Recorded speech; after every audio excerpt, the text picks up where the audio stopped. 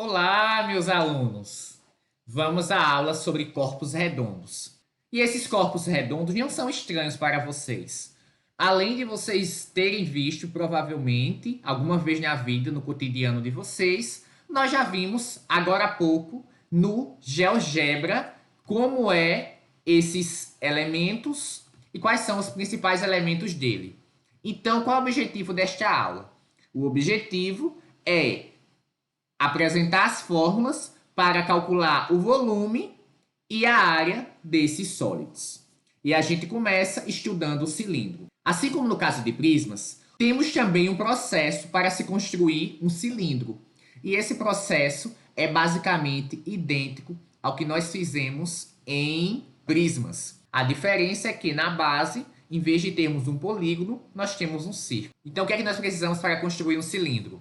Precisamos de um círculo em um plano alfa, precisamos de uma reta que vai nos dar a direção e precisamos de um outro plano beta paralelo ao primeiro plano. E como é que então que se constrói um cilindro? Por cada ponto da circunferência aqui, da base, a gente considera retas paralelas à reta dada. Quando a gente faz isso, para cada ponto da circunferência, as retas vão determinar no plano beta uma outra circunferência. Então, o cilindro vai ser essa região delimitada por esses segmentos de reta e pelas bases, como está aqui nessa outra figura. Isso será um cilindro. Nós iremos estudar o caso do cilindro ser reto, que é o caso onde essa reta que nos auxiliou na construção é perpendicular aos planos. Por isso que é chamado de cilindro reto. E no cilindro nós temos alguns elementos. Quais elementos são esses? A altura do cilindro, que é justamente a distância entre esses dois planos, o eixo do cilindro, que é o segmento que vai do centro de um círculo da base até o outro centro da outra base.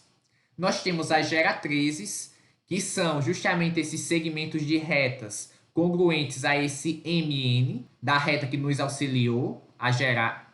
Temos as geratrizes do cilindro, que são os segmentos que são paralelos a essa reta que liga um ponto de uma circunferência até o outro ponto da outra, sempre paralela a essa reta dada. E temos as bases do cilindro, que é bem intuitivo. São justamente os dois círculos. Dito isso, nós estamos querendo descobrir o que mesmo? A área e o volume desse cilindro. No caso, o cilindro reto. Acompanhe comigo essa imagem. Aqui eu tenho um cilindro de raio R e altura H. E aqui essa mãozinha está indicando a figura que nós estamos cortando. Vocês podem até imaginar o processo inverso com a folha de papel ofício. Quando vocês enrolam, fazendo um lado contra o outro, vocês vão ter esse formato de cilindro. E quando vocês cortam, vão ter mais uma vez um retângulo. E isso é a área lateral, ou seja, a área lateral pode ser vista como um retângulo. Um retângulo que foi modificado. E quais são as medidas desse retângulo? Um lado vai ser a altura, que é o mais fácil, que é a altura do cilindro, e o outro vai ser justamente o comprimento da circunferência. E qual é mesmo o comprimento da circunferência? 2πr. Por isso que a área lateral é um lado vezes o outro, ou seja, 2πrh. Professor, vou ter que memorizar isso? Vai ter que memorizar. Mas se você entender direitinho como é o processo, nem vai precisar. Basta saber que o comprimento da circunferência é 2πr e a área de um retângulo é um lado vezes o outro. Tá, professor? Isso daí é a área lateral. E quem vai ser a área total? A área total, como a gente já vinha trabalhando com prisma, vai ser a área lateral mais 2 vezes a área da base. A área da base é um círculo, nós sabemos como calcular, ou seja, é πr ao quadrado, e a área total vai ser a área lateral mais 2 vezes a área da base. E o volume, professor? Como é que vai ser o volume do cilindro? Assim como eu já tinha comentado antes, é possível provar, usando o princípio de Cavalieri, que o volume de um cilindro é a mesma fórmula do volume de um prisma, que tem a mesma área da base e mesma altura, ou seja, é a área da base vezes a altura. Vamos agora entender o cone. A construção do cone é muito parecida com a construção de uma pirâmide. A diferença é que aqui na base, em vez de um polígono, nós teremos um círculo. E o que é que a gente precisa? Precisamos de um círculo em um plano e um ponto fora desse plano. A gente vai ligar, então, cada ponto da circunferência a esse P. Quando a gente faz isso, nós obtemos essa outra imagem aqui, e o cone vai ser justamente a região delimitada por esses segmentos e por essa base, como está indicando aqui na figura. Observe que esse cone está um pouco caído.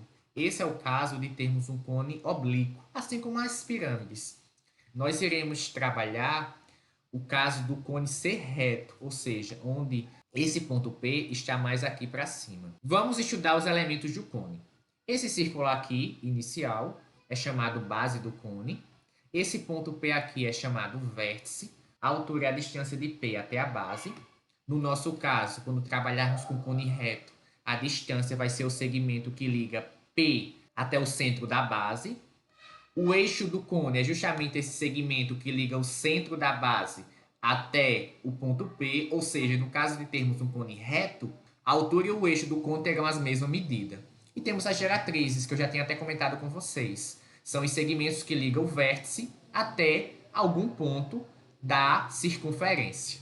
Por exemplo, acompanhe comigo aqui no cursor. Esse segmento aqui que vai de P até aqui. E quem será a área lateral do cone reto? Assim como fizemos no caso do cilindro, se você imaginar aqui esse chapéuzinho e pegar uma tesoura e cortar, nós teremos que a área lateral tem esse formato, ou seja, é um setor circular. E é possível provar, usando regrinha de 3, que a área lateral vai ser πRG, onde R é o raio da base e G é a geratriz. Observe como é importante sabermos identificar quem é a geratriz de um cone. Esse valor vai aparecer aqui na nossa área lateral. E a área total do cone, como vocês já deviam suspeitar, é a área lateral mais a área de uma base. A fórmula do volume do cone é a mesma fórmula do volume da pirâmide, e isso é possível provar também usando o princípio de Cavalieri, então esse princípio é muito importante. Quem tiver curiosidade pode me procurar depois. O volume do cone vai ser a área da base vezes a altura dividido por 3. Então, só recapitulando, nós temos 3 elementos principais do cone reto. Quem são eles? A altura, o raio e a geratriz. E, como eu já tinha dito para vocês, esses 3 lados formam um triângulo retângulo. Por isso, geralmente serão dados 2 deles para você descobrir o terceiro. E, por fim, estudaremos o mais simples, que é a esfera. E a esfera, como eu tinha dito, é o conjunto de todos os pontos do espaço, tais que a distância até um centro O, que é o centro da esfera, é menor ou igual que um raio, que é o raio da esfera. E as fórmulas para volume e área não são tão triviais quanto as outros, são essas aqui. O volume é 4/3 de πr ao cubo e a área é 4πr ao quadrado. Para vocês memorizarem quem é que leva o quadrado e quem é que leva o cubo, é só vocês lembrarem que o volume é algo 3D, 3 dimensões. E a área é algo de 2 dimensões. E era isso que eu tinha para mostrar para vocês a respeito dos corpos redondos. Nos vemos nos exemplos resolvidos. Lembrem-se de tentar fazer as atividades propostas.